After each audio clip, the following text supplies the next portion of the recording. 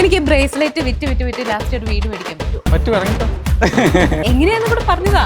Bracelet ഉണ്ട്, വേറെ എന്തെങ്കിലും തരാൻ പറഞ്ഞ. പിന്നെ ഹെഡ്ഫോൺ എക്സ്ചേഞ്ച് ചെയ്തൊരു ക്യാമറയായി, ക്യാമറ എക്സ്ചേഞ്ച് ചെയ്തൊരു പാത്രം, പിന്നെ അത് എക്സ്ചേഞ്ച് ചെയ്തപ്പം ഒരു സിൽവർ കോയിൻ കിട്ടി. പിന്നെ ഉള്ളതെല്ലാം കുറച്ച് കൂടിയതായിരുന്നു. ഒരു ഗ്രൂപ്പ് സ്പോൺസർ ചെയ്തു. അപ്പൊ എൻ്റെ ഗോൾഡ് കോയിൻ ഉണ്ട്, AC ഉണ്ട്. അപ്പൊ ഞാൻ മെയിൽ അയച്ചു കമ്പനി AC. എൻ്റെ കയ്യിൽ 2 സാധനം ഉണ്ട്. സ്ട്രേഞ്ചർ ആയിട്ടുള്ളവരോട് ഫോൺ വിളിച്ചിട്ട് എന്റെ കൂടെ ട്രിപ്പ് പോകാൻ വരുന്നുണ്ടോ പോലീസ് കേസൊക്കെ കൊടുത്തു കഴിഞ്ഞാൽ അപ്പൊ അകത്താവും. വിളിച്ചിട്ട് വയ്യടാ നിനക്ക് അങ്ങനെ ചോദിച്ചിട്ടുണ്ട്.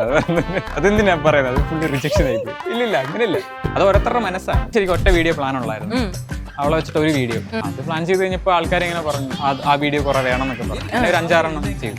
ആക്ച്വലി എവിടുന്ന് ഈ ഒരു ഐഡിയ വന്നു? ആർട്ടിക്കിൾ വായിച്ചു, പേപ്പർ ക്ലിപ്പ് ചലഞ്ച് എന്ന് പറഞ്ഞു. പേപ്പർ ക്ലിപ്പ് എക്സ്ചേഞ്ച് ചെയ്തിട്ട് ഒരു വീട് കിട്ടും. അപ്പൊ ഞാൻ വിചാരിച്ചു എന്തുകൊണ്ട് കേരളത്തിൽ നോക്കിക്കൂടാന്ന് വിചാരിച്ചു. എല്ലാവരും കൊടുക്കുന്നുണ്ട് bros content, day by day graph, ഇങ്ങനെ. ആ എന്റെ പേര് പറയണ്ട. സിനിമയിൽ കണ്ടിട്ടുള്ള ഒരു ധാരാവിയുണ്ട്, എന്താ പറയുക, ഗുണ്ടായിസം, പ്രോസ്റ്റിറ്റ്യൂഷൻ, അങ്ങനത്തെ ഡേഞ്ചറസ് പ്ലേസിൽ. അങ്ങനൊന്നും അല്ല. ഇനി വേറെ എന്തെങ്കിലും പാർട്ടിയും ചെയ്യാനുണ്ടോ? എന്നാ ഞാനിത് ഉരുത്തരാം. അതെ, ഇത് ഞാൻ ഉരുത്തരാം, എന്നിട്ട് എനിക്ക് ഒരു വീട് വാങ്ങി തന്നെ. അതെ, ഒരു മാത്തി എന്ന് പറഞ്ഞ ചേട്ടൻ, പുള്ളി കണ്ടത്തിന്റെ CEO ആയിരുന്നു. അപ്പൊ പുള്ളി പിന്നെന്താ വരാനൊക്കെ പറഞ്ഞിട്ട് ആ പുള്ളി മറ്റേ തൂമ്പയ്ക്ക് എടുത്തത് ഇറങ്ങിക്കോളാൻ പറഞ്ഞു. എന്റെ കയ്യിൽ നിന്നൊരു ബ്രേസ്ലെറ്റ് ഉണ്ട്. ഇത് സാന്ദ്രയുടെ കയ്യിൽ കിടന്ന ബ്രേസ്ലെറ്റ് ആണ്. അതുകൊണ്ട് ഇതിന് വിലമതിക്കാനാവാത്ത വിലയുണ്ട്. ഇതാരെങ്കിലും ഒന്ന് മേടിക്കണം, അല്ലെങ്കിൽ എന്നെ വിടൂല. സിനിമ സ്വപ്നം കാണുന്നവർക്ക് Chavara film school, Kochi. Hi, hello everyone, welcome to Lifenet TV. ഞാൻ സാന്ദ്ര. നമ്മുടെ കൂടെ എന്നുള്ളത് ഒരു പിന്ന് വിറ്റിട്ട് വീട് മേടിച്ച മഹത് വ്യക്തിയാണ് കേട്ടോ, പവർ സ്റ്റില്ലർ അമൽ. ഹലോ, നമസ്കാരം. നമസ്കാരം. എങ്ങനെയാണ് ഈ സാധനത്തിലേക്ക് എത്തിയത്? എനിക്കും കുറെ നാളായിട്ടൊരു വീടൊക്കെ മേടിക്കണം എന്ന് ആഗ്രഹമുണ്ട്. എനിക്ക് ബ്രേസ്ലെറ്റ് വിറ്റ് ലാസ്റ്റ് ഒരു വീട് മേടിക്കാൻ പറ്റുമോ? പറ്റു പറഞ്ഞോ. എങ്ങനെയാന്ന് കൂടെ പറഞ്ഞതാ. അല്ല, ചോദിച്ചാൽ മതി. ബ്രേസ്ലെറ്റ് ഉണ്ട്, വേറെ എന്തെങ്കിലും തരാൻ പറഞ്ഞാൽ ഈ സാധനം പോയിട്ടേ ഈ പിന്നു കൊണ്ട് കൊടുത്തിട്ട് വേറെ തരാൻ പറയുമ്പോ അവര് തരണ്ടേ? തരുന്നവരും ഉണ്ട്, ചിലര് ചീത്ത വിളിക്കും, ഇത്രയൊക്കെ പറയും. അതൊന്നും മൈൻഡ് ആക്കണ്ട, അടുത്ത ചെയ്യാ, അതേ ഉള്ളു. അങ്ങനെ ഒരു എക്സ്പീരിയൻസ് ഉണ്ടായിട്ടുണ്ടോ? പിന്നെ നോർമലി ഒരാളിങ്ങനെ ചെന്ന് ഞാൻ വീട് വെക്കാൻ പോകുന്ന പറയുമ്പോഴേക്ക് റിയാക്ഷൻ എന്തായിരിക്കും, അല്ലേ, ഭ്രാന്താന്ന്. അപ്പൊ അങ്ങനെയൊക്കെ പറഞ്ഞവരൊക്കെ ഉണ്ട്. ഈ പിന്നു കൊടുത്തിട്ട് ആദ്യം തിരിച്ചു കിട്ടിയ സാധനം എന്തായിരുന്നു? ആദ്യം പേന കിട്ടി, പിന്നെ കുറച്ച് കറി പൗഡേഴ്സ് ഒക്കെ കിട്ടി. പിന്നെ അത് എക്സ്ചേഞ്ച് ചെയ്തപ്പോൾ ഒരു ബുക്ക് കിട്ടി. പിന്നെ ആ ബുക്ക് ഒരാൾക്ക് കൊടുത്തപ്പം ഹെഡ്ഫോൺ കിട്ടി. അപ്പോൾ ഒരു 1500 അത്രയും വാല്യൂഷനായി. പിന്നെ ഹെഡ്ഫോൺ എക്സ്ചേഞ്ച് ചെയ്തൊരു ക്യാമറയായി, ക്യാമറ എക്സ്ചേഞ്ച് ചെയ്തൊരു പാത്രം, നോൺ സ്റ്റിക്ക് പോലത്തെ സാധനം. പിന്നെ അത് എക്സ്ചേഞ്ച് ചെയ്തപ്പം ഒരു സിൽവർ കോയിൻ കിട്ടി.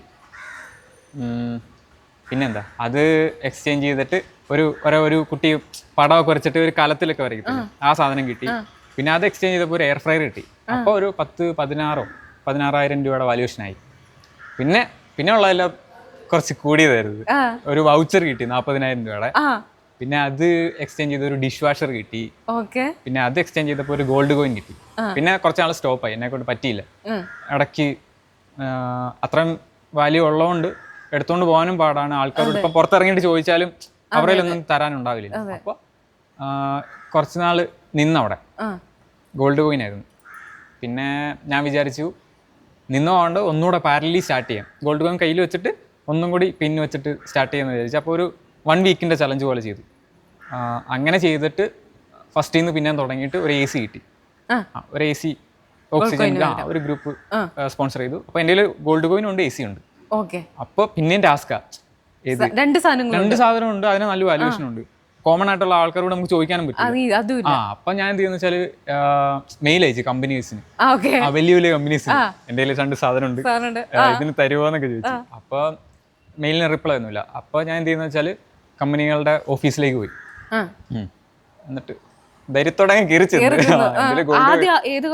പോയത്. അതെന്തിനാ പറയുന്നത്, അത് ഫുള്ള് റിജക്ഷൻ ആയിപ്പോയി.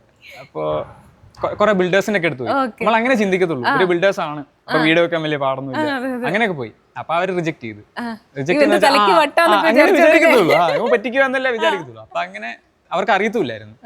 അപ്പൊ അതൊന്നും നടന്നില്ല. അപ്പൊ ഞാൻ വിചാരിച്ചു ഇനിയിപ്പോ നമുക്ക് സോഷ്യൽ മീഡിയ കൂടെ ഒന്ന് കണക്ട് ചെയ്യാന്ന് വിചാരിച്ചു. അങ്ങനെ ഒരു ദിവസം ഞാൻ സൈലത്തിൽ അനന്തിച്ചേട്ടനുണ്ട്, സൈലം CEO, പുള്ളിക്കാരന് ചുമ്മാ റാൻഡമായിട്ട് മെസ്സേജ് അയച്ചു. അപ്പൊ അടുത്ത ദിവസം റിപ്ലൈ വന്നു, നീ ഇങ്ങോട്ട് വാ, നമുക്ക് മീറ്റ് ചെയ്യാന്ന് പറഞ്ഞു. അങ്ങനെ ഞാൻ കോഴിക്കോട് വരെ പോയി. ഒരു ദിവസം മീറ്റ് ചെയ്ത് ഞാൻ ഈ ഐഡിയ പറഞ്ഞു. ചേട്ടൻ ഓൾറെഡി അറിയായിരുന്നു. ഇങ്ങനെ പറഞ്ഞപ്പോൾ തന്നെ ചേട്ടൻ പറഞ്ഞു എടാ സെറ്റാ നമുക്ക് ചെയ്തേക്കാന്ന്. ആ ജസ്റ്റ് 1 മിനിറ്റ് അവിടെ കൊണ്ട് തീർന്നു. ജസ്റ്റ് 1 മിനിറ്റിൽ കയ്യിലുള്ളൊരു ഗോൾഡ് കോയിനും എ സിയും കൊടുത്തപ്പോ വീട് തന്നു. വീടിനൊരു 10-15 ലക്ഷം രൂപയെങ്കിലും വരില്ലേ? അതെ അതെങ്ങനെ തരും? ചേട്ടനുള്ളതുകൊണ്ട് തന്നു. അതെ എന്നാലും തരണമെങ്കിൽ ലൈക്ക് അതായത് ഇത്ര ഇപ്പൊ തന്നാ മതി, ബാക്കി പിന്നെ പിന്നെ ഓരോ സാധനങ്ങൾ കൊണ്ടു തരണം എന്ന് പറഞ്ഞോ? ഇല്ലില്ല, അങ്ങനെയല്ല. എന്താ പറയുന്നത്, അത് ഓരോരുത്തരുടെ മനസ്സാണ്. അവര് ആ വീട് എനിക്കല്ലല്ലോ വീട്. അപ്പൊ ചേട്ടൻ പറഞ്ഞു അതിനിപ്പോ എന്താ നമുക്ക് ചെയ്യാന്ന് പറഞ്ഞു. അപ്പോ അങ്ങനെയാണ് ചലഞ്ച്. പറഞ്ഞപ്പോ എളുപ്പമായിരുന്നു, പക്ഷെ ഒരു 7-8 മാസം എടുത്തു. പിന്നില് സ്റ്റാർട്ട് ചെയ്തു, 1.5 വർഷത്തിലൊരു വീടും വെച്ചു. അത് നന്നായിട്ടുണ്ട് കേട്ടോ ആ ഐഡിയ. ഈ സോഷ്യൽ മീഡിയ പ്ലാറ്റ്ഫോം ഒരു എന്താ പറയുക, ഒരു ചാരിറ്റി പോലെ യൂസ് ചെയ്യാന്നുള്ളൊരു ഐഡിയ എപ്പോഴാണ് വന്നേ? ചാരിറ്റി ആയിട്ട് ഇങ്ങനെ യൂസ് ചെയ്തിട്ടില്ല, സോഷ്യൽ സർവീസിന് യൂസ് ചെയ്തിട്ടുണ്ടല്ലോ. ഒരു വീടില്ലാത്ത ആളുകൾക്ക് വീട് കൊടുക്കുക. പിന്നെ ഇത് സോഷ്യൽ സർവീസ് ആയിട്ടല്ല കാണുന്നത്. ഞാനൊരു ചലഞ്ച് ചെയ്തു, അപ്പൊ അതിനൊരു ഗിഫ്റ്റ് കിട്ടി. അതിന്റെ ഒരു ലക്ഷ്യം അതായിരുന്നല്ലോ. അതെ അതെ, പിന്നീന്ന് വീടാക്കാം. എപ്പോഴും ഈ ഒരു കോൺസെപ്റ്റ് വന്നത്, കാരണം ഞാൻ നോക്കിയ സമയത്ത് ബോഡി ലോഷൻ, മൈജി, ഇതെല്ലാം ബഡ്ജറ്റ് അലക്സയിലൂടെയാണ് പ്രൊമോഷൻ നടക്കുന്നത്. ഇതൊരു പ്രീ പ്ലാൻഡ് ആയിട്ടുള്ള ഒരു പ്രൊമോഷൻ തന്നെയല്ലായിരുന്നു. കുഞ്ഞിനെ ശരിക്കും ഒറ്റ വീഡിയോ പ്ലാൻ ഉള്ളായിരുന്നു, അവളെ വെച്ചിട്ട് ഒരു വീഡിയോ. അത് പ്ലാൻ ചെയ്ത് കഴിഞ്ഞപ്പോൾ ആൾക്കാർ ഇങ്ങനെ പറഞ്ഞു ആ വീഡിയോ കുറെ വേണം എന്നൊക്കെ പറഞ്ഞു. അങ്ങനെ ഒരു 5-6 എണ്ണം ചെയ്തു. പ്രീ പ്ലാൻഡ് ഒന്നും ഇല്ലായിരുന്നു, അതിലങ്ങനെ പ്രത്യേകിച്ച് പ്ലാൻ ഒന്നും ഉണ്ടായിരുന്നില്ല. ഈ ഓരോ കണ്ടന്റ് ഞാൻ കമന്റ് സെക്ഷനിലൂടെ പോയ സമയത്തെ എല്ലാവരും കൊടുക്കുന്നുണ്ട്, bros content day by day graph ഇങ്ങനെ ഇങ്ങനെ ഇങ്ങനെ ഇങ്ങനെ. ഈ കണ്ടന്റ് എങ്ങനെയാ ക്രിയേറ്റ് ചെയ്യുന്നത്? അതായത് ഈ ഐഡിയാസ് എങ്ങനെയാ വരുന്നത്? ഫോൺ കോൾ വിളിച്ചിട്ട് അജ്ഞാതനെ ഫോൺ വിളിക്കാം, അത് വേറെ ഐഡിയ ഒക്കെ കണ്ടിട്ട് വീഡിയോസ് ഒക്കെ കണ്ടിട്ട് അതിനകത്തുനിന്ന് നമ്മള് വേറെ ഒരു ഡിഫറെന്റ് അപ്രോച്ച് ചെയ്യും. അങ്ങനെയാണ് ഈ സുഹൈലിനെ കാണാൻ വേണ്ടിട്ട് ചാടി ഇറങ്ങി പോയെ? അത് സുഹൈലിനെ നേരത്തെ ശരിക്കും അങ്ങനെ വിളിച്ചിട്ട് തന്നെ കിട്ടിയതാണ്? അത് ആളെ നേരത്തെ പരിചയമുണ്ടായിരുന്നു? ശരിക്കും വിളിച്ചിട്ട് കിട്ടിയെന്ന് പറഞ്ഞാൽ മുംബൈയിലെ ആളെ മാത്രമല്ല, കുറെ പേരെ കിട്ടിയായിരുന്നു. നമ്മൾ മുംബൈ മാത്രം സെലക്ട് ചെയ്ത്, കാരണം മുംബൈയിൽ പോയാൽ കുറെ കണ്ടന്റും ചെയ്യാൻ പറ്റും. അങ്ങനെ ആരെങ്കിലും നല്ല ചീത്ത വിളിച്ചിട്ടുണ്ട്, സ്കാം ആണെന്ന് അത് വിളിച്ചു കാണുമോ? അത് ഹിന്ദിയിലൊക്കെ ആയിരുന്നു, അതുകൊണ്ട് നമ്മള് തെലുങ്കൊക്കെ ആയതുകൊണ്ട് രക്ഷപ്പെട്ടു. എനിക്കത് തോന്നി. കാരണം എന്താന്ന് വെച്ചാൽ ഇപ്പൊ എന്നെ തന്നെയാണെന്നുണ്ടെങ്കിൽ, പ്രത്യേകിച്ച് പുരുഷന്മാരെ വിളിക്കുമ്പോൾ ചിലപ്പോൾ അവര് കട്ടാക്കി പോകത്തുള്ളൂ. സ്ത്രീകളെ വിളിക്കുമ്പോൾ അവര് ചിലപ്പോ ഒന്ന് പാനിക്കായി നിൽക്കും. കാരണം ഇപ്പൊ അമല് ആൺകുട്ടിയാണല്ലോ. അപ്പൊ എനിക്കൊക്കെ ആണെങ്കിൽ പോലും സ്ട്രേഞ്ചർ ആയിട്ടുള്ളവരോട് ഫോൺ വിളിച്ചിട്ട് എന്റെ കൂടെ ട്രിപ്പ് പോകാൻ വരുന്നുണ്ടോ എന്നൊക്കെ ചോദിച്ചു കഴിഞ്ഞാൽ പോലീസ് കേസൊക്കെ കൊടുത്തു കഴിഞ്ഞാൽ അപ്പൊ അകത്താവും. അങ്ങനത്തെ എന്തെങ്കിലും റിസ്കി എലമെന്റ്സ് എപ്പോഴെങ്കിലും വന്നിട്ടുണ്ടോ ആരെങ്കിലും? ഇല്ല, അങ്ങനെയൊന്നുമില്ല. വിളിച്ചിട്ട് വയ്യടാ നിനക്ക് അങ്ങനെ ചോദിച്ചിട്ടുണ്ട്, നിനക്കൊന്നും വേറെ പണിയില്ലടാ ചോദിച്ചിട്ടില്ലേ? ചേച്ചി ഇതാ എന്റെ പണി എന്ന്. അപ്പൊ ഐഡിയ അത് ചെയ്ത് കഴിഞ്ഞപ്പം ശരിയാ, അങ്ങനെ വിളിക്കുന്നതും ശല്യമാണ്, കുറച്ച് ഭയങ്കര ഡിസ്റ്റർബൻസ് അല്ലേ. നമ്മളെങ്ങനെ ഒരാളുടെ മെന്റൽ എന്താ പറയാ, ഒരു സിറ്റുവേഷനിൽ എങ്ങനെയാണെന്ന് അറിയത്തില്ല. അത് കഴിഞ്ഞിട്ടാണ് മനസ്സിലായത്. അതുകൊണ്ടാണോ പിന്നീട് അങ്ങനത്തെ ഇതൊന്നും വേണ്ട എന്നുള്ളൊരു ഇതിലേക്ക്? ഇല്ല, അപ്പൊ ഞാൻ എന്ത് ചെയ്യുന്ന വെച്ചാൽ വീഡിയോ വിളിക്കുമ്പോൾ തന്നെ ഇങ്ങനെ ഈ കാര്യം പറയും, ചേച്ചി ഒരു ചലഞ്ചിനാണ്, അപ്പൊ താല്പര്യമുണ്ടോ?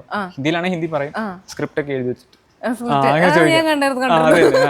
ചോദിക്കും. അപ്പൊ അവര് സമയമില്ലാത്ത അവർ കട്ട് ചെയ്ത് പോക്കോളും.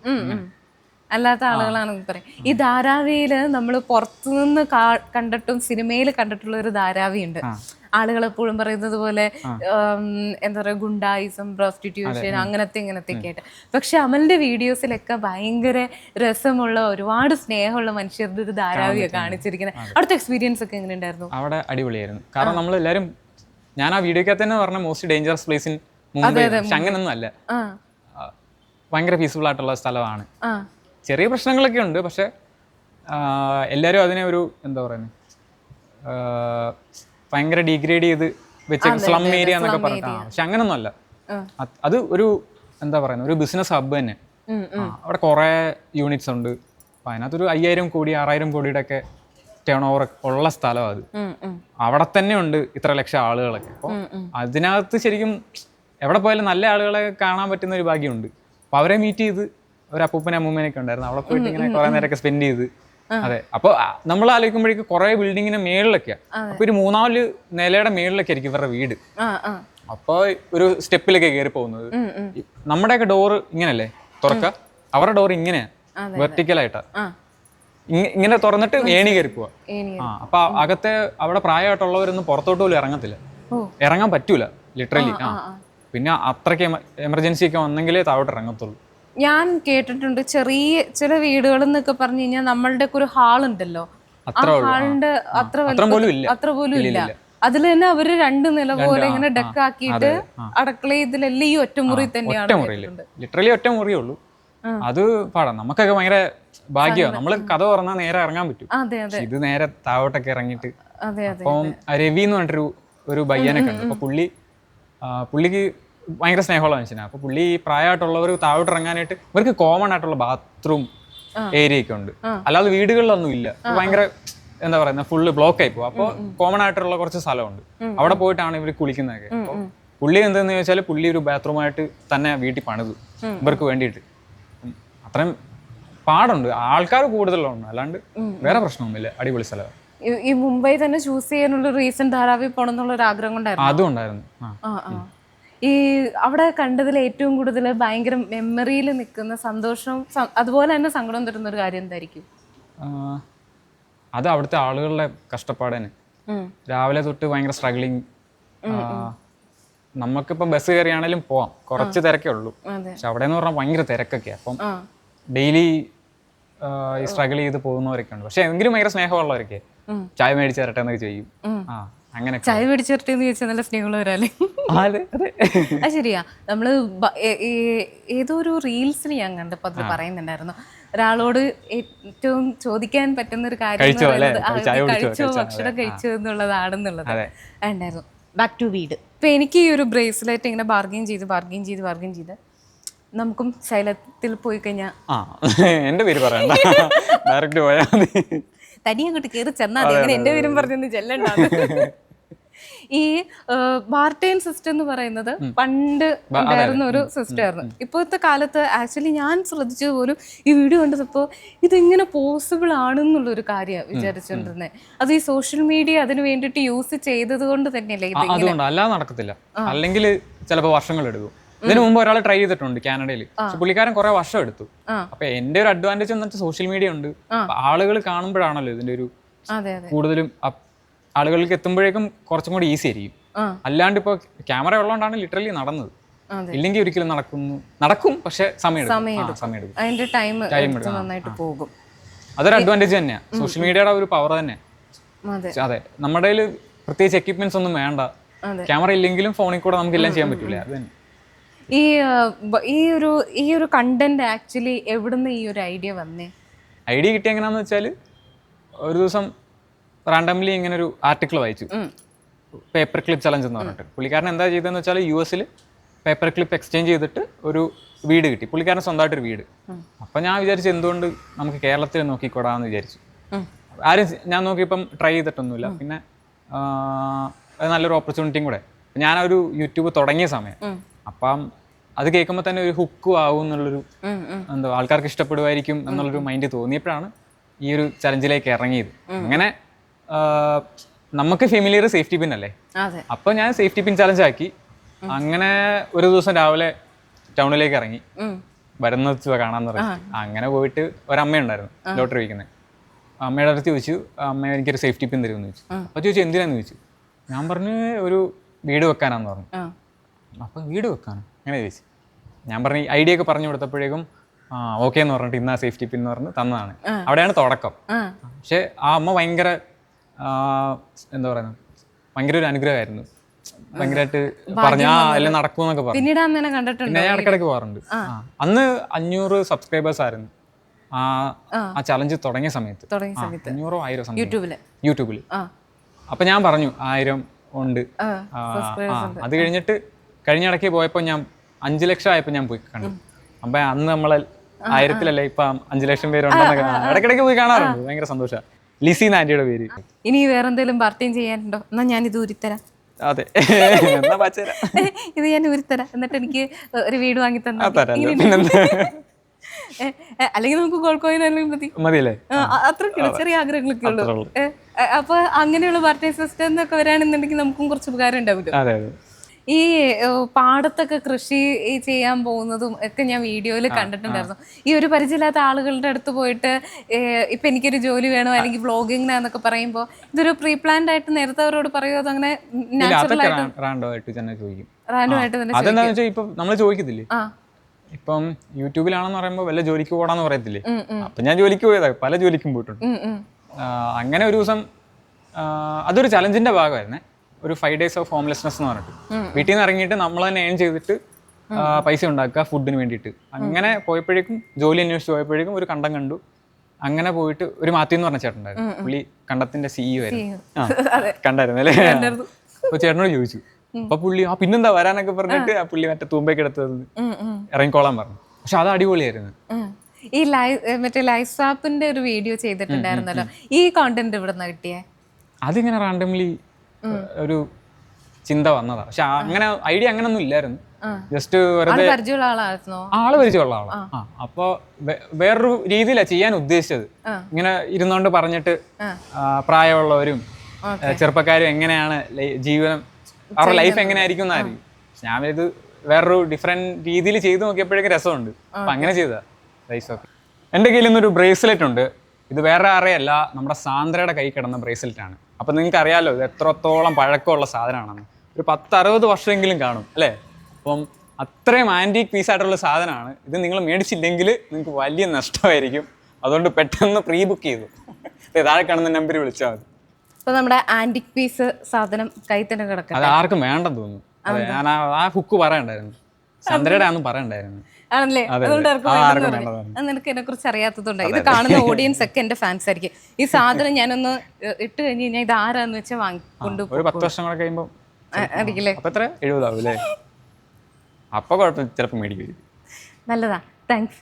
അപ്പൊ ഇത്രയും നേരം വന്നതിനും ട്രോൾ ചെയ്തതിനും കൂടെ പറഞ്ഞു നിന്നതിനും എല്ലാത്തിനും നന്ദി. വിളിച്ചതിനും നന്ദി. സിനിമ സ്വപ്നം കാണുന്നവർക്ക് ചാവറ ഫിലിം സ്കൂൾ, കൊച്ചി.